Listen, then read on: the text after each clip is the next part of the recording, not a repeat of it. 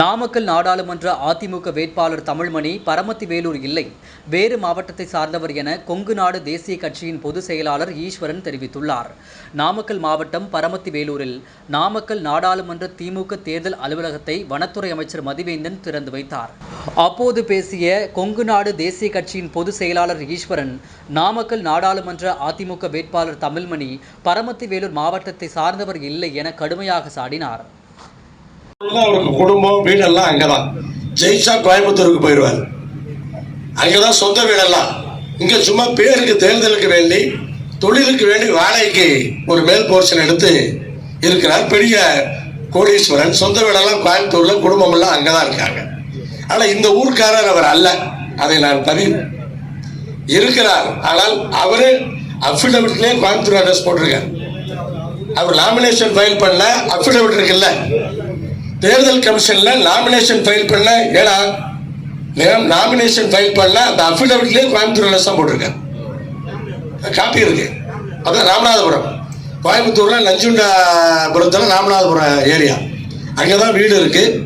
ஆனா நீங்க இந்த ஊருக்காரர் அவர் அல்ல, தேர்தலுக்காக அதை பண்றாரு. அதே மாதிரி அவர் கட்சியிலிருந்து நீக்கப்பட்டவர். இன்றைக்கு பணம் இருக்கிறது என்பதற்காக சேர்த்துக்கொண்டு தொகுதியிலே வேட்பாளராக நிறுத்தி இருக்கிறார்கள். அதிமுகவிலே அம்மையார் ஜெயலலிதா அவர்களுக்கு அவர் நியாயமாக லாயராக இருந்தது கிடையாது.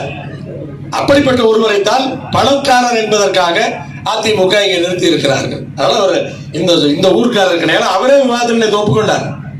தந்தி டிவியில 3 வேட்பாளர்களும் விவாதம் செய்யும் பொழுது அவரே ஒப்புக்கொண்டார். நான் ஒரு பெரிய தொழிலதிபர், எனக்கு கோயம்புத்தூர்ல வீடு இருக்குன்னா நான் அங்க இருக்கேன்னு அர்த்தமா? இருக்குன்னு ஒப்புக்கிட்டார்.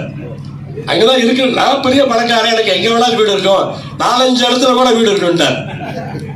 அவரே சொன்னது. ஜனதா கட்சியினுடைய எப்படியெல்லாம் நமக்கு தாக்கம் இருக்கிறது என்பதை பற்றி மீண்டும் பிஜேபி வந்துவிடக் கூடாது, மோடி பிரதமராகிவிடக் கூடாது என்பதை எல்லோருமே தெளிவாக சொன்னார்கள்.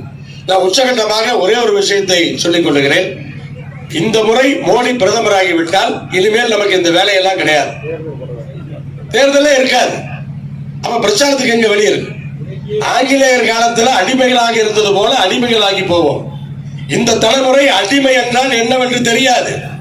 சுதந்திரத்தை பெற்றுக் கொடுத்து விட்டார்கள். அந்த அடிமைத்தனம் என்பதை பார்க்காதவர்கள்.